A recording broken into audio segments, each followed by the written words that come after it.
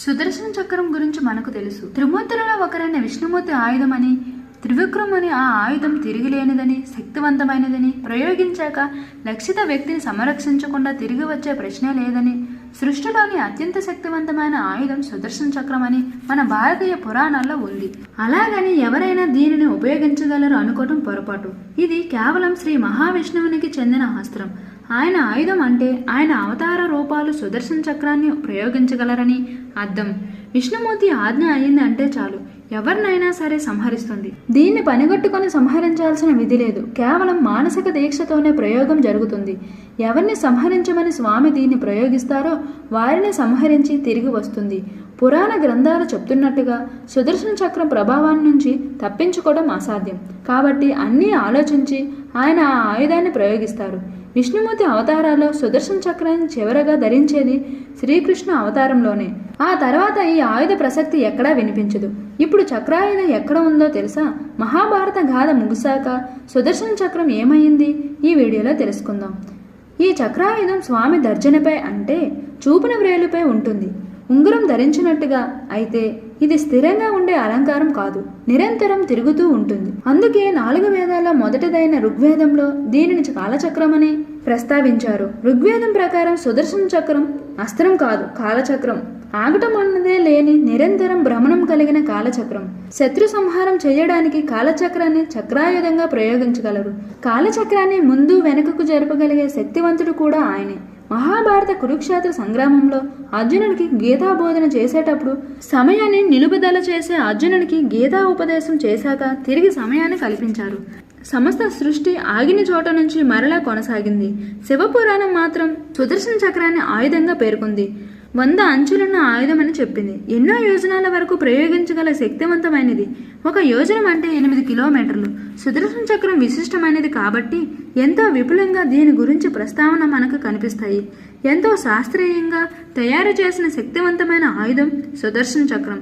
అయితే ఇది శివుడు వరప్రభావంతో విష్ణుమూర్తికి ఇవ్వబడ్డ ఆయుధం అని శివపురాణంలో చెప్పబడింది. వాల్మీకి రామాయణంలో సుదర్శన చక్రం గురించి వర్ణన ఉంది. కొన్ని శాస్త్రాల వివరణ కూడా తెలుసుకుందాం. అవి దేవగురువులు బృహస్పతి, త్రిమూర్తులైన బ్రహ్మ, విష్ణు, మహేశ్వరులు సంహితల శక్తిని గురించి సుదర్శనని తయారు చేశారని చెప్తూ ఉన్నాయి. ఆ ఆయుధాన్ని విష్ణువుకి సమర్పించారని వాటిలో ఉంది.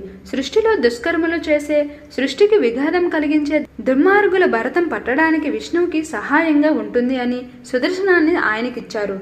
ఉపనిషత్ కథలో మరొక కథాంశం ఉంది. సూర్యుని తేజస్సు భరించలేని ఆయన భార్య తన తండ్రి అయిన విశ్వకర్మను వేడుకున్నప్పుడు ఆయన సూర్యుని సానబెట్టి కొంత తేజస్సు తగ్గిస్తాడు.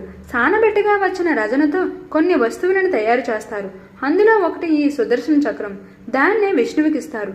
అయితే కొందరు తమ ఆలోచనల ప్రకారం ఈ కథనాలు అసత్యమని చెప్పి అంగీకరించలేదు. విష్ణుమూర్తికి సంబంధించిన ప్రతి విషయంలోనూ, ప్రతి సందర్భంలోనూ, ప్రతి కథనంలోనూ సుదర్శన చక్రం ప్రస్తావన ఉంటుంది.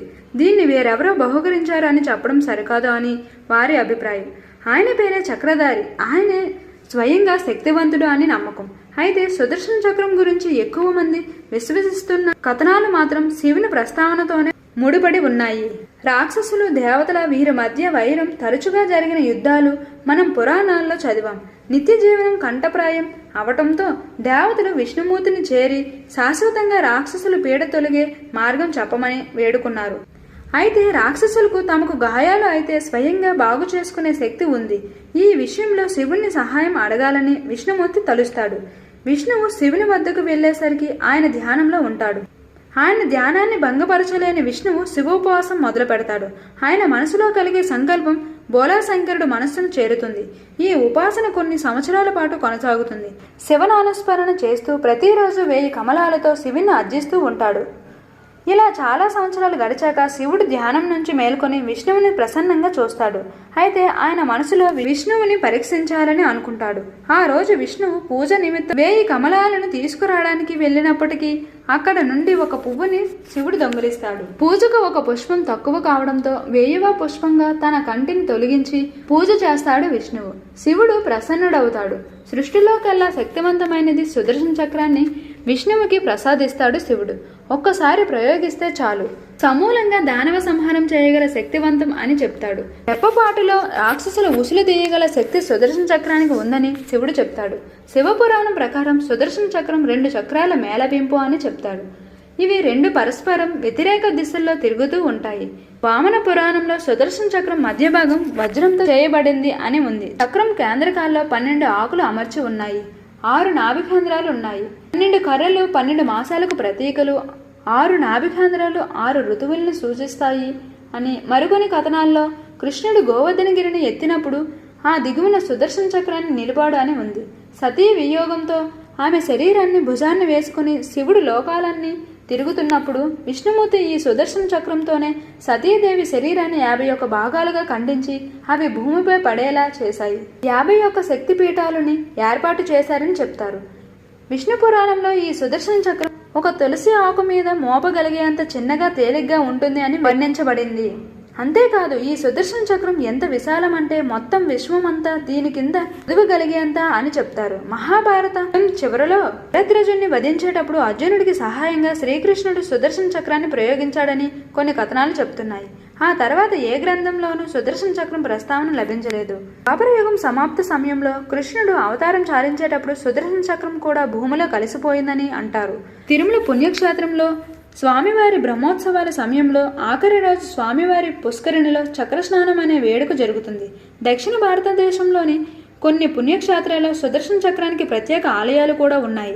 అలా సుదర్శన చక్రాన్ని చక్ర తాల్వార్ అని చక్ర పెరుమల అని దేవునిగా భావించి వాటి యజమానులు పాక్షిక అవతారాలుగా పరిగణించి పూజిస్తున్నారు. విష్ణుమూర్తి ధరించే సుదర్శన చక్రం స్వయంగా తన అవతార పురుషుడన్నమాట.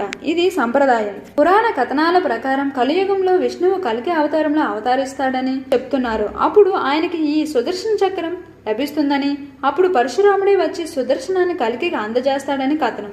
పరశురాముడు ఇప్పటికీ భూమి మీద ఉన్నాడని, హనుమంతుడితో కలిసి విష్ణువుని ఆరాధిస్తున్నాడని, ప్రస్తుత కలియుగానికి ఆయన్ని రప్పించేందుకు తగిన ఉపాసన నిర్వహిస్తున్నారని పురాణ కథనం.